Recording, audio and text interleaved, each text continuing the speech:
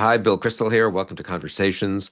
I'm very pleased to be joined today by Bob Kagan, with whom we've had previous conversations on American foreign policy and the history of American foreign policy. His most recent book, Rebellion, which I highly recommend, and his two volumes on the history of American foreign policy until 1940. Is that right? I think it's 1941. Yeah. 1941.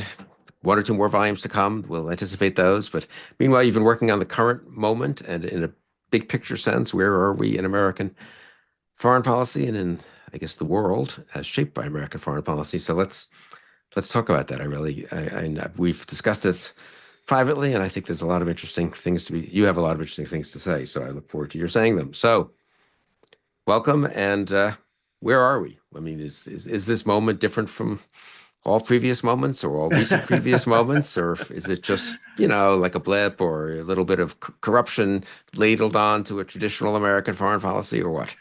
Yeah, I mean, normally in my sort of historian hat, I'm reluctant to say things have changed radically because things don't really, I mean, there is change, but there's also usually tremendous continuity, and that's particularly been true of American foreign policy since the end of the Second World War. And it's not that there haven't been huge debates about American foreign policy, but mostly American policy, with a new administration, regardless of whatever the rhetoric they've run on, usually it's about 10% one way or 10% up the other way in terms of our foreign policy. But now I think we really have had a real, we're at a moment of a real break and a real discontinuity and the beginning of a return to, I think the best way to put it is normal international relations, which unfortunately people don't understand that normal international relations are a very dangerous situation. And we sort of take for granted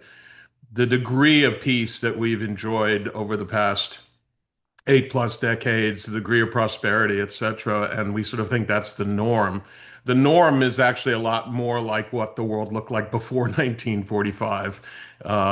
Certainly, the previous 100 years were one of just constant great power warfare. And I don't think people are really quite ready for that, the world that we're now moving into. So that 1945 to 20, I don't know, 15 or 2025, I guess. What do you think? Is for you is a really an unusual moment and dominated by what? By American power, by the nature of that power? What give us Yeah, characterize that? the key to it all, what's the difference between a multipolar world and the world we've been living in? And the difference is not, as many people think, just the sheer distribution of power. The United States was more theoretically, certainly economically in reality, and also theoretically militarily more powerful in the 1930s relative to other countries than it is today. But that was a multipolar world because the United States was not participating and preventing regional aggressors, et cetera, in Europe and Asia. So that was a truly multipolar world, despite American power. And I think that, where a lot of international relations theorists and other analysts have gone wrong is as they've seen American sort of relative economic dominance decline, and to some extent American military dominance decline, they've assumed that that meant the end of the American order and a return to multipolarity. But the key thing that I think we need to understand is it's the relationships between the powers and among the powers that determines whether a world is multipolar or not.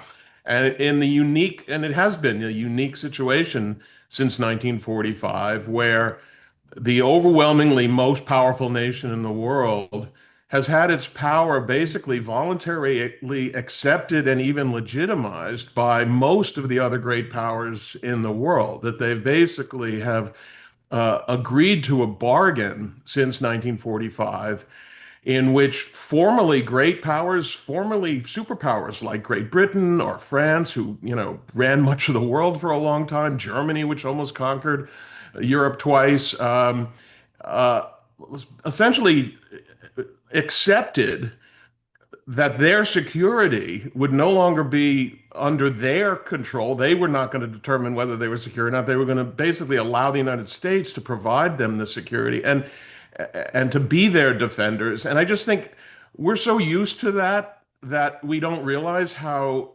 almost crazy that is if you think in historical terms. I cannot think of another situation where a major power has essentially allowed another sovereign power to be responsible for basically the lives and well-being of its people, as most of the powers of Europe have done, the powers of Asia have done.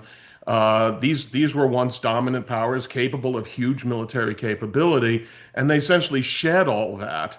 And the bargain was that the United States would be a reliable guarantor of their security, and in exchange for which they basically ceded this overwhelming power to the United States on the assumption that the United States would not abuse that power to sort of take advantage of them. And so it really was a twofold bargain. One was that the United States could be relied upon, which, by the way, historically is also unprecedented, that you could really rely to the point of disarming yourself on another power helping you. But the other part was in doing so, you left yourself very vulnerable to that power, and therefore you had to trust the power not to abuse it. And that bargain has been exploded. And that's why we're entering a new era.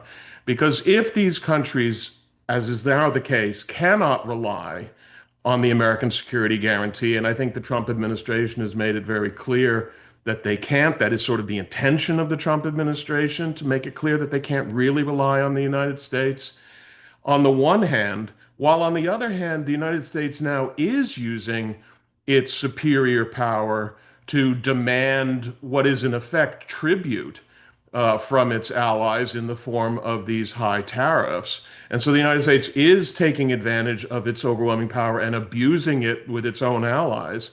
I don't see how the alliance structure can continue under those circumstances. And now all these countries that have relied on the United States for their security are now going to have to go back to the world that existed before this unusual era, in which they can only rely on themselves for security. And that has vast implications for regional geopolitics and global geopolitics that I think, again, Americans have not really begun to contemplate.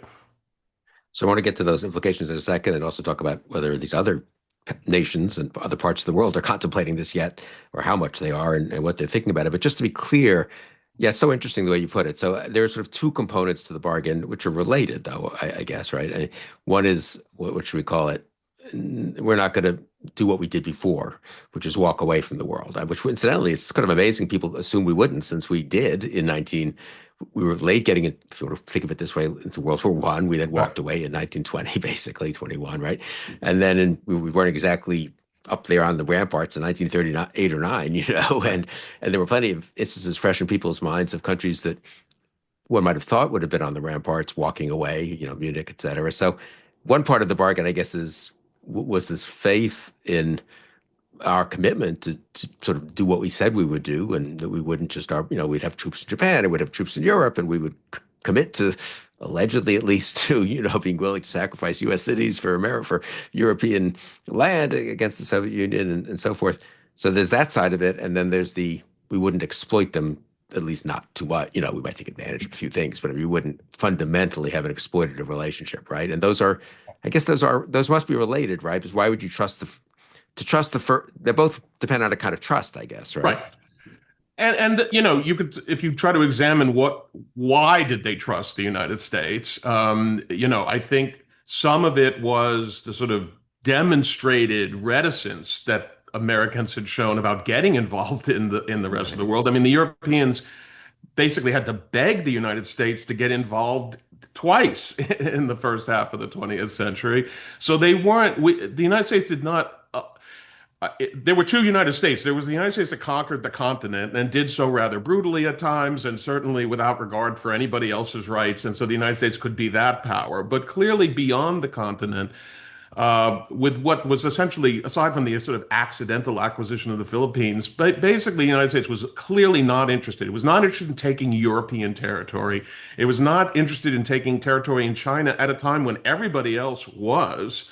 Every other great power was. And so I think the United States that's part of it, is that there was that track record of Americans being pretty satisfied with their situation after they conquered the continent. And I think everybody sort of understood that.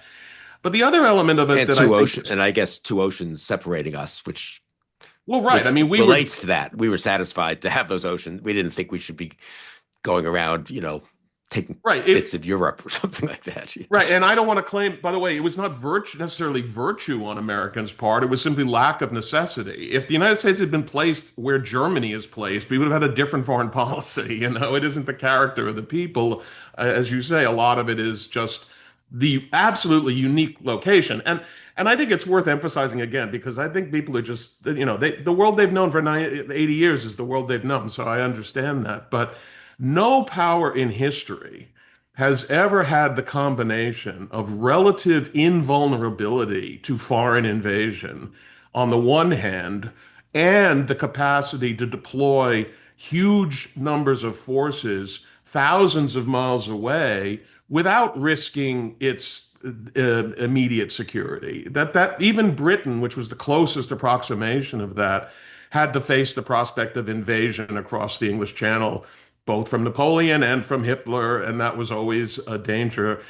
America never had to face that problem. So that both made the United States less threatening and more capable of providing the security. And so a lot of this is just geographical. But I do also think we can't dismiss the liberalism Right. at the heart of the liberal world order. And the fact that they're really, when people say this all the time, it's a cliche, but the shared values went beyond just the fact that we were democracies and we believed in individual rights, which was important, I think, because I think most people who live in those societies tend to look at autocracies as inherently aggressive and perhaps with some justification given the history. So there's a certain amount of trust based on that. But also there was the liberal ideal, which sometimes gets expressed as self-determination, but the idea that you can't simply pass entire peoples and nations back and forth between different masters, that is somehow a basic violation of individual rights.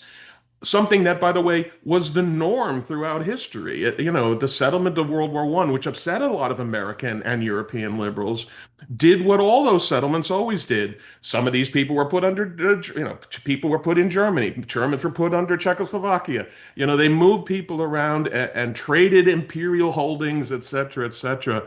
And the liberal premise is that you can't do that, and that small nations should have as much rights and protection as large nations. And within the liberal world order that the United States supported and European supported and Asian supported, those rules were abided by. And I think that, by the way, also made it very attractive to nations that were living under sort of the hegemony of the Soviet Union or potentially under Japan or China to look to the United States for support, and to look to the liberal order for the basic sort of principle that they deserve to be independent and sovereign, et cetera. And that's why, that's what the Warsaw Pact countries were trading, a kind of subservience to Moscow, to relative equality within NATO and the European Union. And so I think and one of the aspects of the turning point today is precisely that Trump, I think, is the first post World War II president who does not share those basic liberal values. He doesn't share them in terms of American domestic politics. He's an opponent. His movement are opposed to the Declaration of Independence and the principles there. And in their foreign policy, they're also hostile to liberalism. Clearly, they support all kinds of anti-liberal movements and governments around the world. And so that essential sort of ideological binding, which I think was essential, as a kind of an essential glue to the whole system, that is also gone. And so you have both elements of the bargain are gone, and the common ideology is gone. And so it just seems to me if you take away those two things, you have to have a completely different kind of world. Yeah, the sense that we would, it was sort of out of the question that we would, I don't know, invade a fellow democracy. I mean, we Right. would sometimes care about what kind of governments they had, worry if a communist party was too strong in France and so forth. We would make alliances. Occasionally, we would, of course, support or be allied with dictatorships if they were anti-communist and or seemed better than the alternative. We didn't have much choice. So even there, we put pressure on to move towards democracy, and there was a kind of, as you've written a lot, I mean, sort of an ineluctable almost movement in that direction, even with presidents who didn't start off thinking that was what they wanted to do, you know. Right. Right. Um, but no, I think that is, yeah. So the ideological part of it, the liberal part of it, is so important.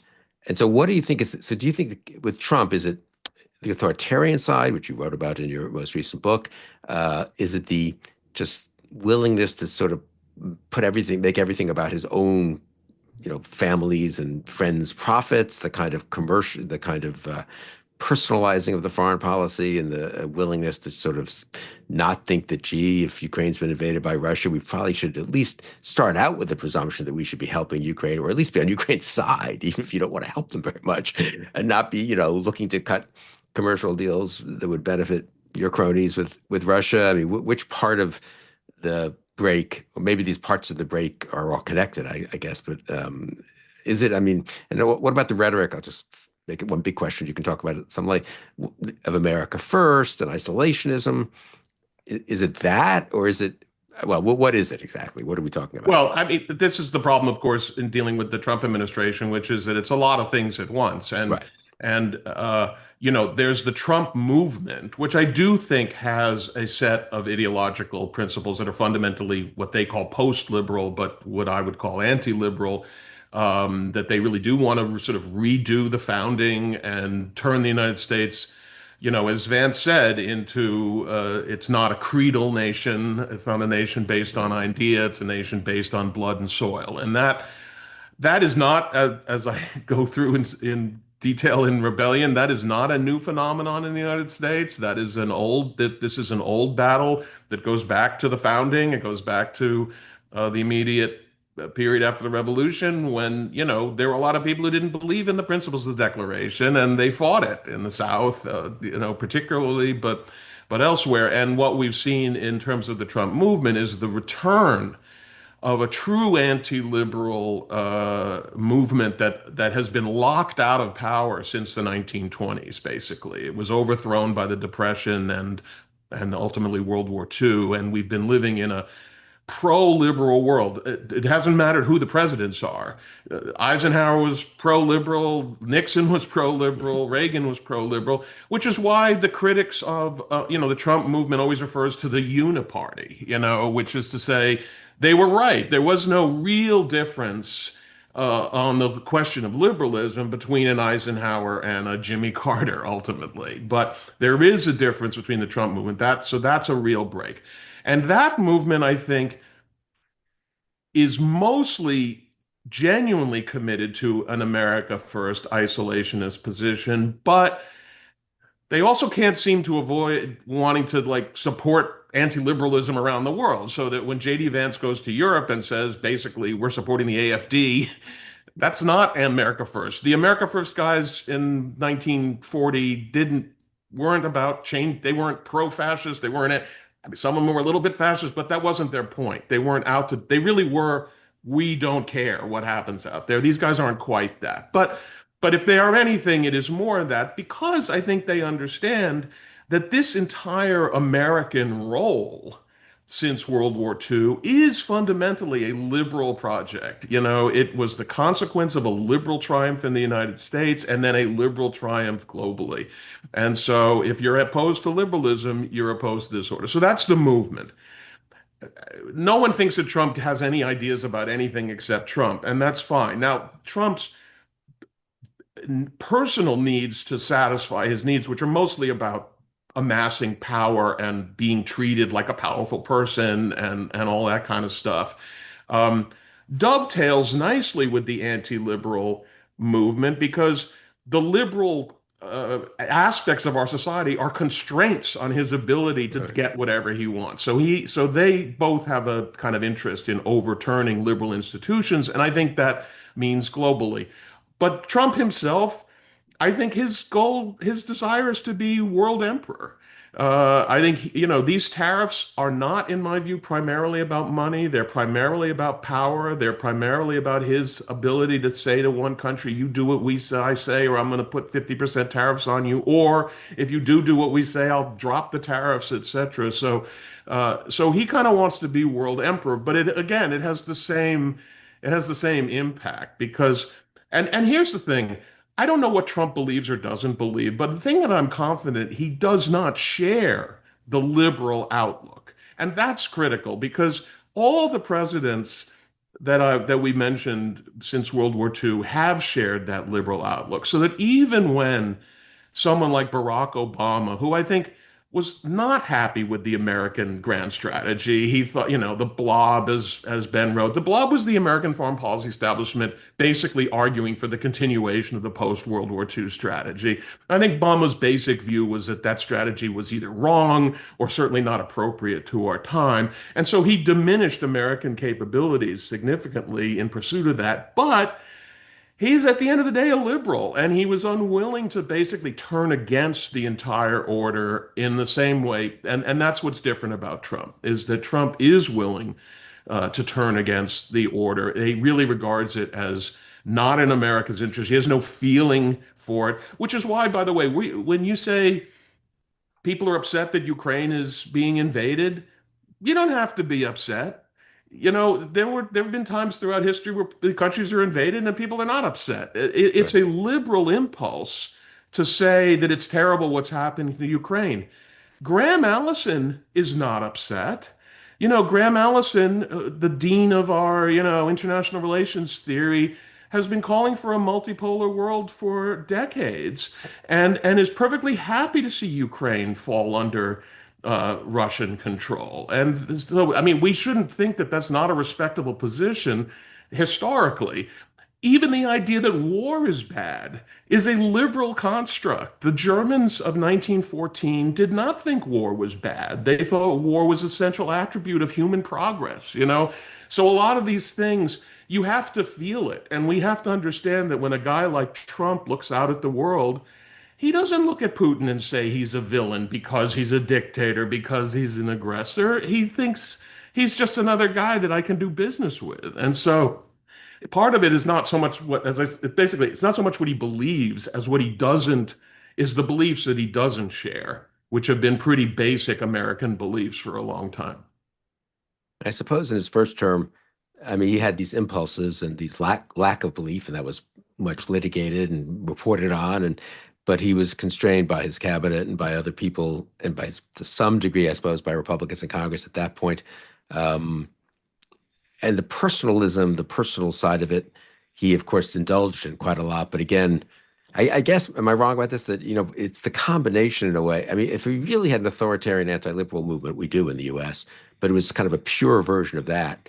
I have a feeling it might would have trouble being successful politically. It certainly has in the past. It's dominated particular, at moments and particular regions.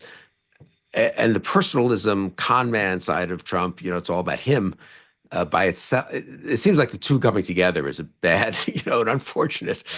I don't know, maybe it's not an accident. It's maybe they do dovetail in some ways, right? But they are somewhat distinct, I guess, is what I'm thinking. What Witkoff cutting deals is a little different from J.D. Vance giving a sort of pseudo intellectual defense of authoritarianism. Right, right.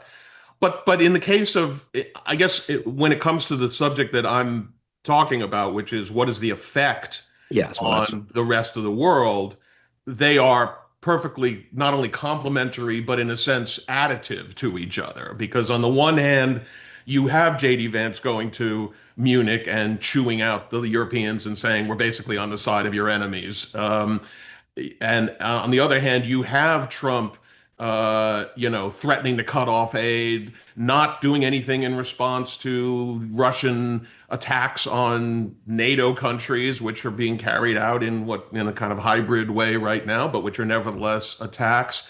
Um, and throwing his weight around in kind of an imperial fashion.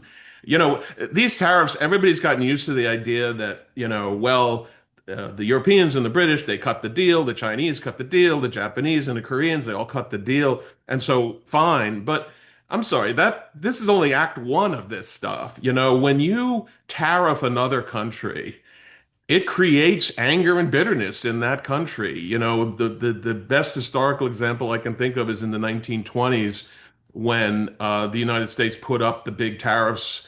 They first of all they did anti-immigration legislation, which directly affected the Japanese because it was essentially anti-Asian. Some of it was just anti-Asian exclusion, so they offended the Japanese with that. Then they put on these tariffs in the early 20s, which devastated the Japanese silk industry, for instance, and led to a real shift. You know, Japan comes out of World War One, and in 1920 it has a fundamentally democratic government, which is very pro-U.S.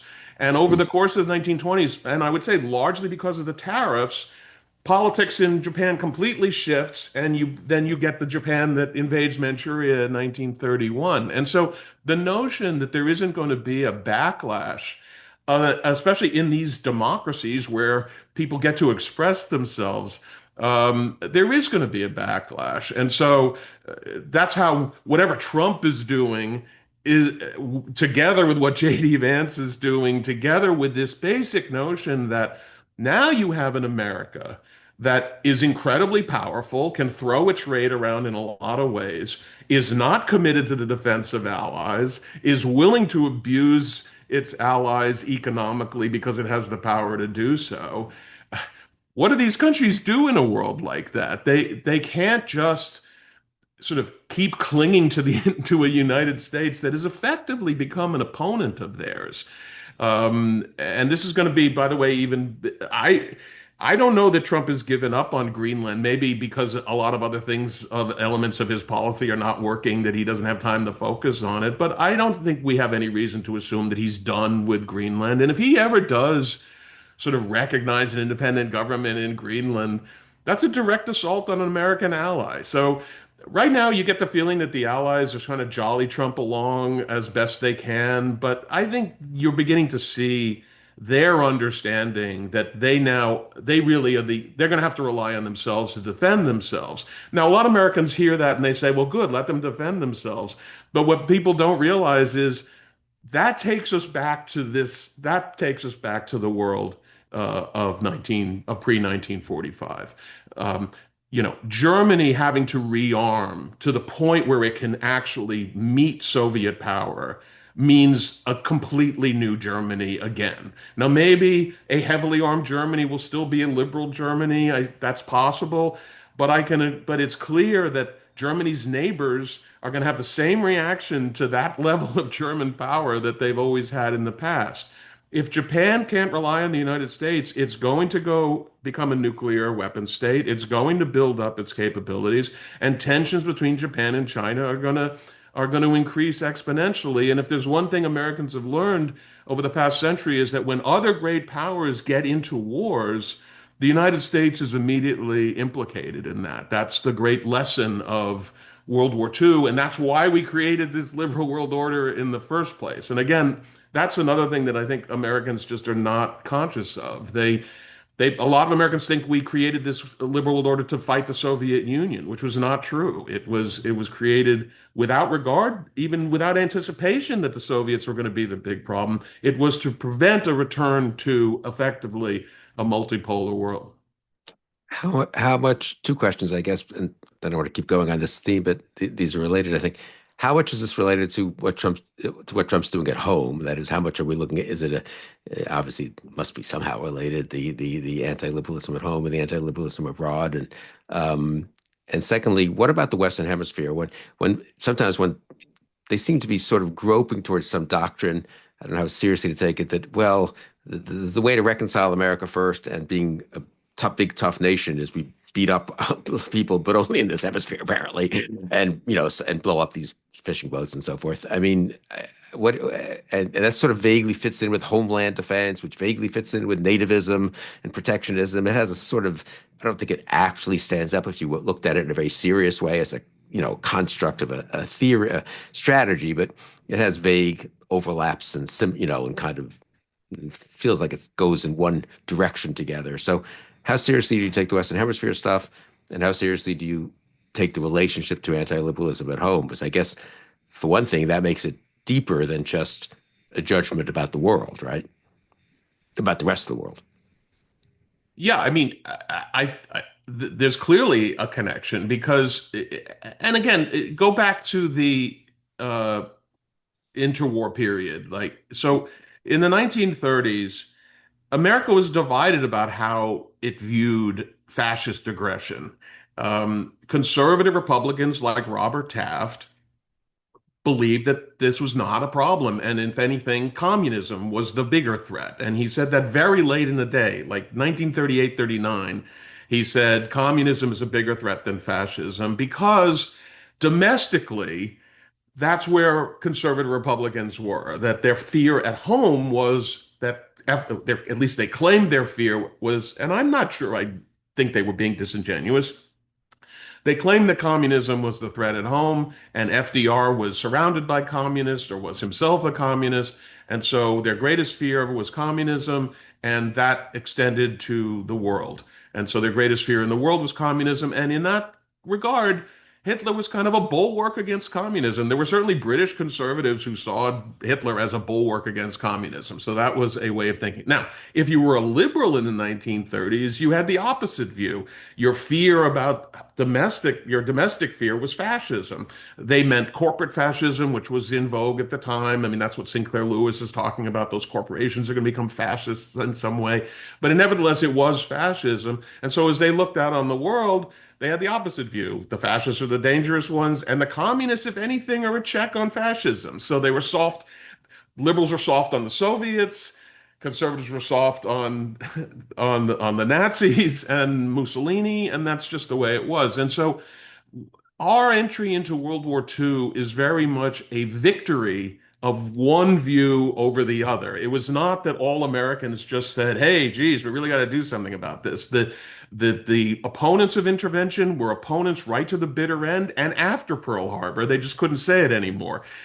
So that was and so here today we're in a similar situation. How you view the world depends on what you think primarily the domestic issues are. And so we have, at the very least, a Republican Party that has suppressed what had been its sort of Reaganite impulses in the interest of this anti-liberal solidarity. And people who had been initially unhappy about the Russian invasion of Ukraine were sort of compelled or persuaded to change their mind because that's not where MAGA was going, etc. So I think there's clearly a deep connection. And when it comes to Venezuela and the hemisphere, I do think that is driven mostly by domestic politics. I think it's driven largely by Stephen Miller's desire to have some kind of national security justification for locking up the people that he wants to lock up, and to have a general sense that we're in a state of war, although not one that we need to ask Congress for permission for, but we're in a state of quasi-war, which has all kinds of security implications, which unfortunately the courts are very deferent to whenever an administration claims national security justification. So I really feel like a lot of it is that. Now, maybe tomorrow we'll invade Venezuela because Marco Rubio wants to overthrow Maduro. I don't know, but I think that the driving force behind it is domestic. Yeah, that seems right. It does seem to make. I mean, it fits, and this is where the immigrants who are doing, some of them at least, who are doing so much damage, and all the drug dealers from are coming from, et cetera. Right? I mean, there's some casual racism about Africans too, who are less proximate, but there Trump just wants to maybe, I don't know what he wants to do. Nothing much, I guess. Well, Right? the, as we're kind of dancing around this. The Trump movement is primarily a white supremacist movement. That it's a white Christian nationalist movement, but that's almost redundant in some cases. So, and therefore, everything is about brown people and black people and foreigners and Jews and Asians. So that can't help but influence. And Trump is clearly responding to that. And the idea that European liberals are out to get us, and there's a great liberal global cabal, the whole globalist phenomenon. These are clearly animating huge, whatever Trump personally believes, he is clearly influenced, or at least paying off these sentiments that are such a key part of his movement. And seem to be increased, maybe ascendant more than they used to be in the movement. I mean, that is, the younger people seem more Yeah, inclined that direction and so forth, which it's hard to, I find that is sort of, I'm maybe just conditioned too much by obviously having grown up in the era that we've grown up in. But it's so astonishing when people come back. But I take it they're telling the truth when they report that, more than how much higher percentage of those Hill staffers than you realize.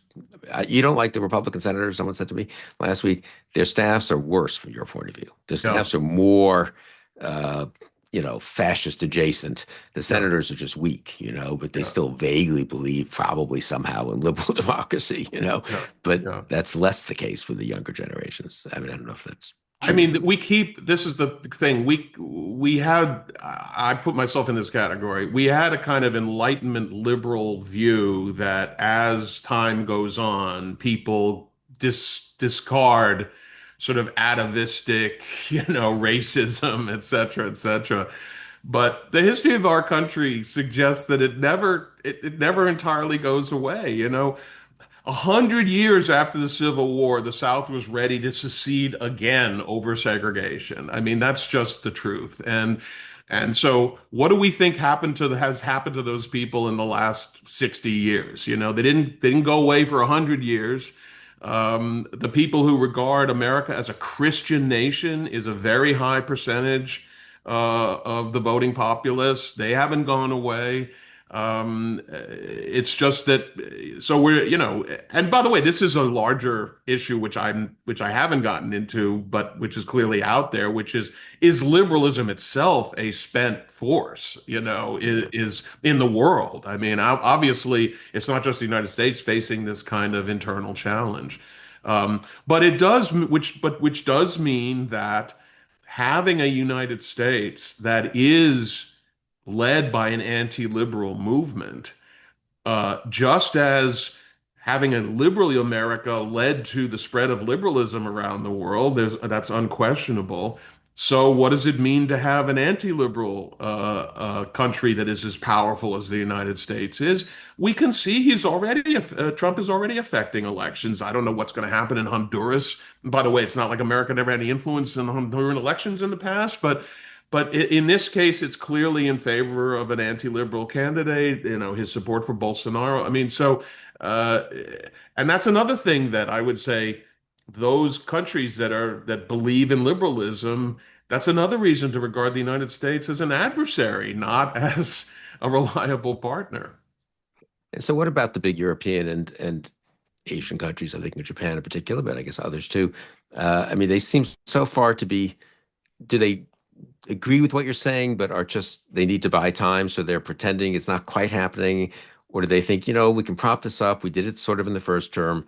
Maybe the kind of this fades away some, and we still have some version of this prior structure we had. I mean, where are they? What are they? What do you make of what they're doing, and where are they really, do you think?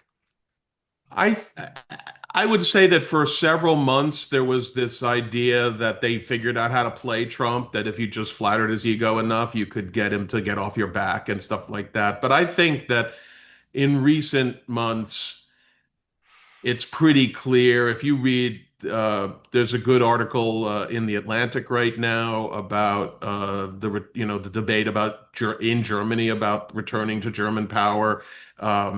There's clearly the former defense minister Pistorius. I think he's the former defense minister. Maybe he's the current defense minister. Current, I think, yeah, Yeah. still didn't make it to mind. Is very clear that he believes Germany is going to have to take on a huge burden. You saw this, I guess he was a general in France talking about Right. how the French need to understand that they're going to have to lose lives. I mean, in fighting what presumably would be Russia. So I think that there is realism. And so I think it is more like what you said right now, which is they can't like they're not going to turn around and become great powers overnight. They need time. And so they need to buy time with Trump and have him do as little damage as try to keep the damage that he's doing to a minimum while now there are people who have real doubts as to whether even under the best of circumstances the Europeans are ever actually going to rearm. And it wouldn't be the first time in history that a group of nations was a little too late deciding that they needed to make a move like that, in which case, I think Europe is in danger of basically being flanked by two hostile powers, one Russia and one the United States, which leaves them open to being plundered and divided against each other. Um, the other interesting thing is, insofar as Trump is encouraging these right-wing nationalist parties, nationalism can cut a lot of different directions, and it isn't necessarily the case that even if they win, they're going to be pro-American because they're pro-Trump. They could just be nationalist, Right. and a nationalist Poland that doesn't feel like the United States has its back is a different nationalist Poland than one that does. And so, and God forbid if you actually have a nationalist Germany run by the AfD that is increasing its military power. So I think one of the things, the risks that we're seeing potential right now is the renationalization of the world. And you could certainly see how that could happen in Europe, but it's happening right before our eyes in Japan. I mean, Japan already before this had a pretty serious right-wing movement that Japanese prime ministers had to pay respect to by visiting the Yasukuni Shrine and not always apologizing as much as the rest of the countries do. And I think that I mean, this is where the little details of Trump, day-to-day nonsense foreign policies become relevant. There's this whole brouhaha over the phone call between Xi and Trump after the new Japanese prime minister said that Japan would come to the defense of Taiwan if it were attacked, and Xi threw a fit, called up Trump, yelled at Trump, told him, and Trump apparently sent the message to the Japanese prime minister that she should tone it down. And the Japanese are like, "Oh my God," you know what I mean? So it's not like this couldn't have happened before, but in the present context, when there's already doubt, and Trump. This is the other thing. Trump has made it very clear. He said over and over again at various different times that he thinks countries that America is defending should pay for their defense. And so, and he's proven that he is willing to withdraw security support as he did in Ukraine if he's unhappy with them. So Japan now, as it negotiates trade agreements, also has to question whether if it doesn't please Trump, does that mean Trump will withdraw security support for Japan? Anyway, the long and the short of it is, I don't see what choice Japan has but to start taking on its own security responsibilities. And again, Americans may think, well, good, let it do that. But the difficulties and potential crises and conflicts that a rearmed Japan means for East Asia, not just vis-a-vis China, but vis-a-vis Korea, vis-a-vis other countries. There's a history there that these countries have not forgotten. Only we seem to have forgotten. And so uh, but I think that the net result of Trump's policies is to drive all these countries in a more nationalist and more militarized direction. And also unpredictable, right, in terms of how that all plays out. Because as you say, it wasn't obvious in 1920 that what the world we had in 1931 or 35, certainly Right. 38, was going to develop, that those countries were going to go in the direction they Right. went in. And India, I mean, there are a lot of countries that can go, that are inclined to go nationalist, that Trump might be temporarily friendly with, but then he gets annoyed at them and not. And then who knows what happens domestically. I guess that's the one point we take for, I mean, even I have trouble. One still sort of defaults in a way to a view that, well, okay, they'll be more nationalist, but it'll still be the kind of, like nationalism we're sort of familiar with in the context of the last 80 years. They'll be more Gaullist, right? Or they'll be more, annoying the way India Yeah. was under Nehru or something like that. But I think what you're saying is that we're not, the structure within which those mini minor league, let's call them nationalisms, developed, once that structure collapses, you're back, you're off to the races potentially. Uh, Right. I mean, the difference between America providing security guarantees and America not providing security guarantees is the difference between a world order and world chaos. I mean, and even if we ultimately settle into some kind of condominium, by the way, that's the other sort of myth that a certain number of I don't know, vaguely Trumpy defenders are selling this idea that there'll be a great power condominium and we'll divide the world up between China, Russia, and the United States. And it's like, does anybody really understand what that looks like? And this gets into questions of something which I'm trying to talk a lot about in this piece that I'm working on now, which is the whole sphere of interest question.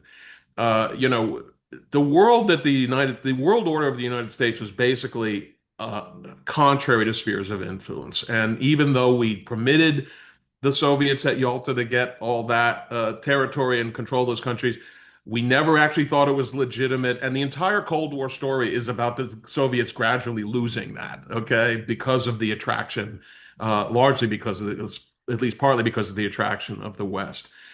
But a sphere of interest world is a world in which not just Ukraine, but the Balts, uh, traditionally Poland. If you go look at the history of Poland and Russia going back 2, maybe 3 centuries, much of that time, Poland was either divided among different countries and non-existent, or it was basically a vassal of Moscow. The periods in which Poland has been an independent country are few and far between, and that is part of Putin's ultimate design because that is traditional Russian sphere of influence.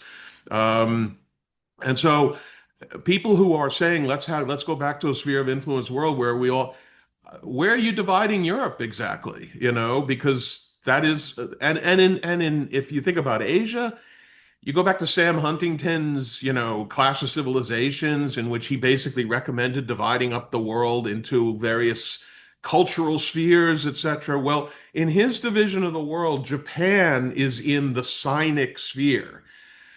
I'm quite confident the Japanese have no interest in being part of the Chinese sphere of influence and will fight to prevent that from happening.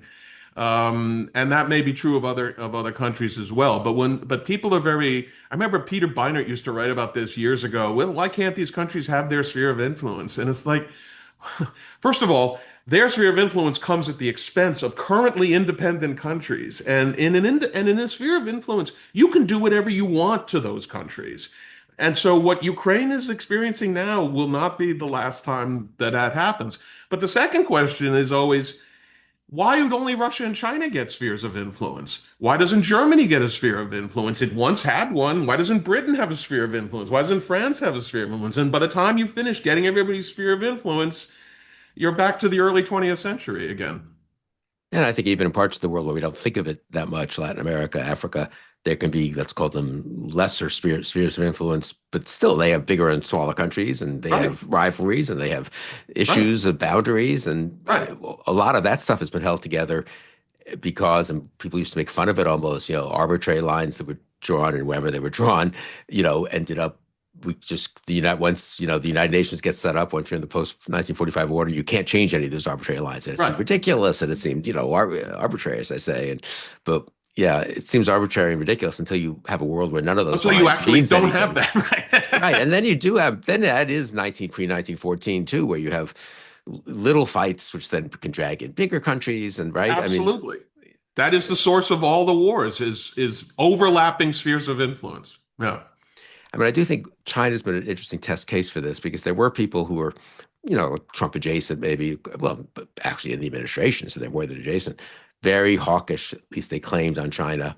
And that you had to give up some of the European stuff so you could really mobilize in Asia. That's the key fight of the 21st century, U.S. versus China. I mean, can one look at the first year of the Trump administration and say that there's this coherent anti-China policy? I mean, No. whatever the merits of that would have been, incidentally, and however Yeah. risky and unthought through that was, I do think that's a very big tell, don't you think? I mean, the Xi call, the call from Xi that you mentioned earlier, and the Yeah. No, I think that first of all, nobody doesn't. There are very few people who don't think that if Trump could get a trade deal with China that he liked, that he would not be willing to sell out a lot of things, including potentially Taiwan. But right. you know, I don't understand. I never understood how you could argue that the United States had a vital interest in Taiwan, but not a vital interest in like Eastern Europe. And the logic of it was that we didn't really have a vital interest in Taiwan. And if you want to talk about basic America, like America first wouldn't have had any question about whether they had an interest in Taiwan. They would have had any question about what they would have thought we were crazy to be in Gaza. They would have thought we were crazy to be bombing Iran. I mean, this is the thing. It is one thing to be genuinely America first, in which case you really only care about what's happening not even in the whole hemisphere. America First did not care about much. They were mostly for withdrawing from the hemisphere. It was what was happening in the continent of the United States, and everything else was not relevant to us. If you believe that, there is a foreign policy for that. And it is one of pulling back in. But first of all, I don't think the American people have demonstrated that they can't actually tolerate what happens in the world when that happens. I mean, they couldn't tolerate it before World War I ultimately, and they couldn't tolerate it. And partly because they get sucked into it just by virtue of the fact that they're everybody's market. So you have questions of trade or embargoes, et cetera, if there's conflicts, and that's how we get drawn in. Um, yeah, so I don't remember No, what that's an important point. I mean, the America First, which is the sort of most coherent view of their right. of an alternate of a policy in that world, probably isn't sustainable. Which is why that world does lead to World War I and World War II, not Right. to simply us watching other countries fight each other, Exactly. We watch them for a while, but as you say, we have trade. This is where the unless you literally go to a, I suppose, real protectionism, real autarky, but that doesn't seem very likely or possible in the 21st century. No, and this gets back to this gets back to what Trump is in fact doing, which is even though we have a kind of America First strategy, and if they ever release the national security strategy, I think it's going to focus on the homeland and the Western Hemisphere and everything. Except Trump is building an American base in Gaza. Trump is Right. bombing Iran. Trump is, influencing the elections in Brazil and Honduras and in Europe and elsewhere. So it's like so, in other words, you're going to destroy our alliance system. You're going to pursue an America First defense strategy, but you still want to act like a global superpower. And that gap is going to be increasingly large. And it's amazing to me that people, it's funny how the realists who spend all their time talking about the gap between means and ends, this is a massive gap, a growing gap between means and ends. And I don't hear the realists really talking about it at all. And also the deals with, MBS and Saudi Arabia and UAE and stuff. I mean, it just feels like, I mean, whatever the case for and against some of the practical, decisions that are being made on trade and weapons and AI and all that, it seems like you're betting an awful lot on them remaining friendly and remaining, Oh, I know. if they are really friendly, but are remaining, workable with us and having common interests. But I don't know what that can't that. I mean, it seems like that's an awfully. Is that a world we want to be in, where all these countries have sort of their own ability to? I don't know. I guess that's just reiterating what you've been No, but saying. I But mean, you're 100% right. I mean, first of all, it's funny that this sort of like pro-Israel administration is arming the Saudis to the teeth. And we always used to worry right. about giving the weapons like that to the Saudis, partly because of what you say. Yeah, MBS is in charge now, and he's friendly to us now.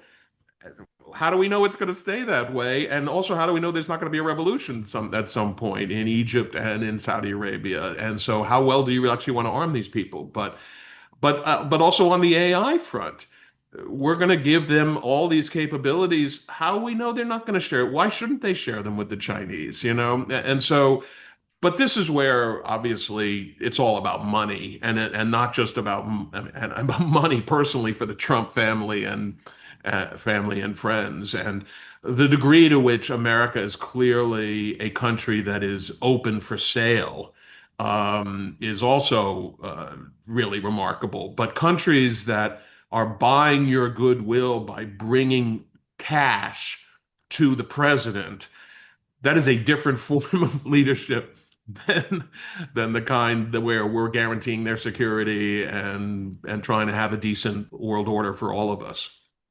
And it's different even from something that you and I wouldn't like, but that would be sort of intelligible, I guess, which would be a world order which we're not sharing values and we're not even guaranteeing other people's security, but we're making hard-headed adjustments and arrangements with other powers to make sure there's a sort of balance, a sort of, I don't know what that would be exactly, sort of pseudo Congress of Vienna, a kind of, hard-headed realism that is based on actually what these nations are like and what their interests are and what likely to be in the near future.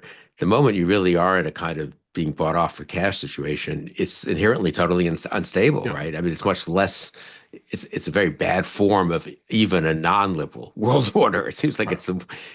we become, in fact, a source of instability in whatever post-liberal order could be created because Right. we're so commercial and available, so to speak, for manipulation, right? I Right. mean, By anybody, we're not friend going and to be friend, like friend Bismarck, and foe, right? I right? mean, we're just as attracted to Russian money as we are to European money, and so we can be pulled. I mean, look, Trump has put us back in the position that we were in the 20s and 30s, which is to say, we could help a country if we decided to help them. We don't have to help them if we don't decide to help them. This year we're aligned with these guys. This year we're aligned with that guys. That's traditional diplomacy. That's, Palmerstonian diplomacy.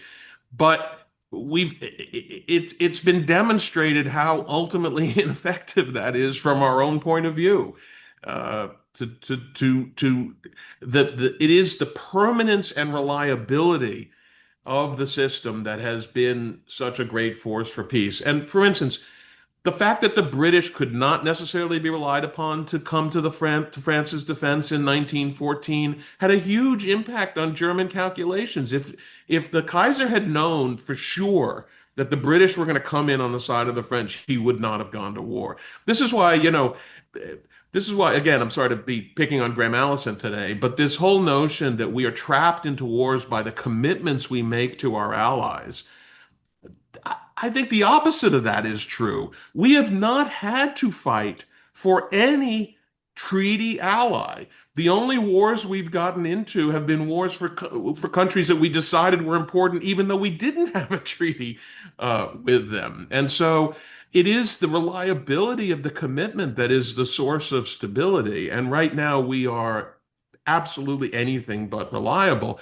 And I guess this is, and getting back to our early question, what do the Europeans do? They could say, okay, maybe Americans will get over this and they'll go back to normal and stuff like that. I would say on their part, that's a very bad bet. Because even if Trump loses in 28, his movement is not going away. So you'll always have a potential return to Trumpian type foreign policy in the wings, which was not true during the Cold War. You had various different versions of hawkishness during the Cold War, not we're in or we're out. So that's one on the one hand. On the other hand, who's to say the Democrats are going to reverse all of this? And this is the part that, we shouldn't pretend that Trump invented this view. Um, the attacks on America, the idea that America's getting ripped off by the liberal order precedes Trump by decades and was basically the argument of Obama, basically the argument of Biden. When Biden came out with foreign policy for the middle class, that was essentially an endorsement of the idea that American strategy wasn't working for the average American. And so we were already on a long trajectory, basically since the end of the Cold War, of Americans in both parties saying, why do we have to do this? And Trump didn't invent the notion that the Allies have been ripping us off and we don't really have to defend them and this war, that the order is too costly. So why would anybody assume that we're all going to discover our inner Dean Acheson in 2028? I think if I were a foreign power, I would be dubious about counting and resting my basic security, fundamental security on the idea that the Americans are coming back. And I suppose if you're a hostile foreign power or potentially hostile foreign power, I mean, I guess which way does that cut? You want to get things done in the next 3 years when Trump is there, it's more transactional. There's some risk of something like a, more traditional Yeah, Democratic Party reemerging in power, or do you yeah. think, I mean, are we in a particularly unstable moment for that reason now, I or I think so. But again, it's hard to really get in the heads of both Putin and Xi Jinping. But I would say, without being in their heads, it would be logical for them to believe that they can't count on the United States being Trumpy forever. That certainly the history of the United States is one where eventually we come back and then we go to war and we defeat you. And so you need to be careful about that. But in which case, I would say the urgency of getting done what you need to get done if you're Putin is more than people think. I think there's a lot of assumptions that if and when he takes Ukraine or whatever happens in Ukraine, he's going to need years to swallow it, deal with it. This, by the way, exactly the same arguments that were made about Japan in the 1930s. Um, that it'll take a while. We'll have years to be ready for the next thing. I would worry about that. It is clear that he's building up a military that is not only about Ukraine, but also about Europe and these what some people are calling phase zero operations in Europe, which are really extensive, are need to be understood as probes of European defense capabilities. And so if we have 3 years of Trump, I wonder whether, Putin in particular, but maybe also Xi thinks this is the time to make the move before the Americans have sort of recovered their understanding of what needs to be done. I suppose there's also sort of they have ways of directly and indirectly providing inducements to stay on this path because if they're we'll, we, we impose these tariffs, but we also depend on them to some degree, obviously not Yeah, to be hostile to us and their economic and other behavior, yeah, and yeah. so it's not as if they have no leverage over our decisions in that respect, right? I mean, Yeah. I mean, what's hard to read for me, the question is because historically the American people have ultimately not been willing to tolerate significant gains by autocratic dictators committing aggression overseas, and that despite our best efforts to stay out, we seem not to be able to stay out. And it's interesting to watch even today that Trump, who has the ability to cut off Ukraine completely if he wanted to, he has the ability to say, we're not interested in this anymore. And by the way, any day he may still say that.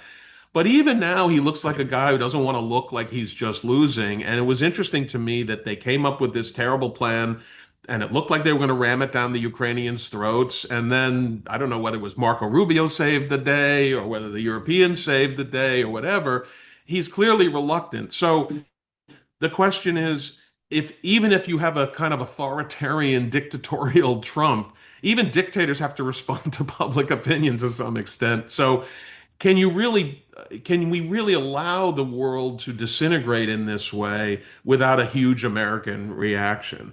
And the interesting thing is, I think if Trump had not been elected, I think the country was already moving kind of in that direction of, if you look at American foreign policy since the end of the 19th century, it's a constant oscillation between periods of high intervention followed by periods of disillusionment and retrenchment, followed by period. And there's a logic to that because as we pull back, others move in. We don't like the moving in, so we get back out. And I think we were probably in the post-Iraq trough. We've been in for quite some time, but I think we were starting to move out of it. The panic about China, which I think is probably overstated, but nevertheless, that's the way Americans are. We're either indifferent or panicked. Um, and the obvious normal concern about Russia, which if you didn't have a Trump, I think the Republican Party would have been absolutely anti-Russian on the Ukraine question. So we could have been moving back in that direction. And the question is, does the advent of Trump prevent us from moving back in that direction? Which is similar to asking the question, what if there'd been no Great Depression? And what if Herbert Hoover or his ilk was president throughout the 1930s? I mean, we know that Roosevelt pushed the American people along. What if you had an American president who was holding them back? So, who knows what would have happened? There would have been no Pearl Harbor in that case. So the wild card for me is can Trump and the Trump movement hold back what ought to be a natural, at least historically natural American reaction to what's happening in the world?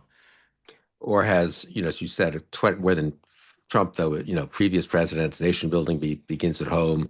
The middle class is being hurt by all this. Right. The world's very complicated and difficult.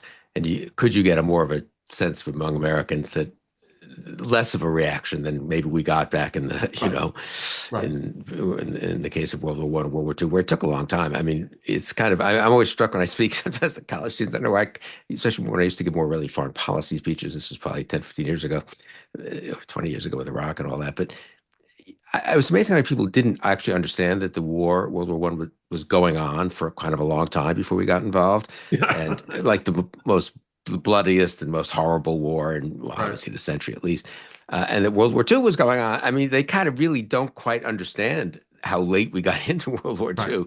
Right. I used to sort of say, the British are kind of right to be a little bit offended that, like, well, exactly, it was like, who was there alone for 2.5 years? I mean, Yeah. Yeah. so, or two Yeah. plus years. So I don't know. I feel like, so I don't know which way that cuts, honestly. I mean, but again, I think your point is, I mean, yeah, to go through that would be, I mean, to wait for that to happen Right. before we reacted. Then it's What does already that look like? catastrophe. Right. Right. Yeah. Right. And there are Right. nuclear weapons. And there are other things that happen Right. and that are about 100 years later, right? I mean, Right. Right. that is not an experiment. I mean, I guess what is the closest we've come to running that experiment since 45? Maybe that would be, I'll close with that question since you're an actual historian who's going to be writing your third and fourth volume about this. But I mean, do you think it was really, we just basically ruled it out? Or, well, I guess, I mean, even the little things, Korea, Atchison famously, allegedly, what rules it out of our sphere of influence, which maybe induces the North Koreans and the Chinese to think this is a good time, with, I guess, Soviet backing, to think this is a good time to go snatch South Korea. That was small. I mean, it was small. We lost tens of thousands of people, and it was a pretty big war and stuff. But I guess you could have. I mean, in a way, is that not a model though? That's what. I mean, like, think of Korea on a massive scale. Think of the Korean War on a massive, happening in 8 places on a much bigger scale. That's what happens when the U.S. signals that we're not ready to step up, right? Or am I? Is that not a good Yeah, analogy? no, absolutely. I mean, the thing about the Cold War is that I think because of the anti-communism, there was a level below which we never went. So that even after Vietnam, whatever you thought about what Nixon and Kissinger were doing, they were trying to stabilize the American position. Now, I think they were doing it in a way that didn't actually work. And then almost immediately, you're electing Ronald Reagan. I mean, Right. Vietnam, which was infinitely more costly than Iraq, infinitely more divisive in the country than Iraq. I mean, and yet And had a within much worse outcome in the sense of a and real, a much worse outcome, right? ghastly outcome both in Vietnam and in Cambodia and so Right. forth. The Yeah. Iraq outcome is mixed, compared to the Right. Vietnam outcome. And so, and yet, we are the last troop leave in 73, and by 1980 you're electing Ronald Reagan. I mean, the post-Iraq trough has been much longer than that. And so, look, I mean, if you want to say the answer to your question is we've already done it because the post-Iraq American foreign policy has been inadequate to sustain the liberal world order. And now I believe that because of the unique quality of the liberal world order, it still lasts, even though, and it leaves room for us to return, et cetera, et cetera. But we have already sort of put ourselves in a position where we now have to contemplate war. I mean, this is the thing about Ukraine. Our Ukraine policy is classic American policy. We don't want to go to war with Russia. We don't want Ukraine to lose. And so we're trying to solve a problem that may not have been possible to solve in the way that we wanted to. You know what I mean? Just like we wanted our economic embargo of Japan to be enough to prevent them from invading, Southeast Asia, but it wasn't enough. And so we want our aid to Ukraine to solve our problem, but it doesn't solve our problem. And so we will be back to where we thought, I think most Americans thought we never would have to be back again, which is actually contemplating great power conflict. And if you're unwilling to contemplate great power conflict, then you are where we were in the 19, then you are where Europe was in the 1930s. And that does leave you vulnerable to all kinds, you make it clear that you're not there. And we have been heading in that direction. Now, Trump, that is a decisive break, and I don't want to claim that it's just straight from Obama to Trump because Trump is different in the way that we've said, but we have played with this world order uh, and acted as if we were too tired to continue doing it for quite some time, and have invited the Russian aggression. I mean, let's face it. We were weak in response to the invasion of Georgia in 2008. We were weak in response to the seizure of Crimea. And then our response to, think about Putin, looking at the world from Putin's point of view. We got the plans in detail for his invasion of Ukraine months before the invasion. And then we publicized the shit out of them and told the whole world about them. Did we take one step to deter him from doing it? No. Did we move any forces forward as kind of a signal? Did we move a fleet into the Black Sea as kind of a signal? If and when Putin's forces were bogged down, he must have thought he was out of business at that point. We could have said to him at that moment when his troops were trapped in Ukraine, you need to withdraw right now or we are going to get involved. We never even came close to that. So we have sent the signal to everybody who wants to hear that we really don't want to get involved in this stuff. And so they're going to keep pressing until we make it clear that we are willing to get involved. But yeah, Trump has sort of converted what was, from at least by your account, too much weakness of response, but directionally still some response, the bipartisan response pro-Ukraine, to a genuine. We don't care. Yeah, we don't care, and indeed, we want to cut deals with all you guys, and so, so in that respect, it is a decisive moment, I suppose. Right? I mean, I hate to end on a depressing note, but sorry. I think but very important for people to think clearly about it and look forward to whatever article or set of articles that this gets explained in, and particularly, really getting people to think through what this world we're unfortunately, I think, inviting will look like. I mean, that's isn't that the people just, it's very hard. It's hard after 80 years. I mean, I feel personally, right? It's hard to realize that the way every single nation in the world behaves right now is conditioned by a certain distribution of power and a certain expectation of what the United States will and won't do. Nobody is making any decisions without thinking about that. And Americans are generally unconscious of that. We just think we're here minding our own business, worrying about our own stuff. But what we don't realize is every other power in the world is watching us on a daily basis to see what we do and taking their signals from that. And take the signals in the opposite direction from the way they did for decades, really. Right. If the answer is the Americans are not there anymore, or they're only there when there's money in it for the president or whatever it is, then you have to take seriously that nations' number one responsibility is to provide for the security of their people. And if we're not providing it, they have to provide it, and that means a whole different world. Bob Kagan, thank you for taking the time today. Very important, I think, and I think enlightening and stimulating conversation. So thanks, Bob. I enjoyed it. Thank you. And thank you all for joining us on Conversations. If you enjoyed this video and would like to see more like it, please don't forget to like and subscribe. Your interest in this program means a lot to me. I appreciate it.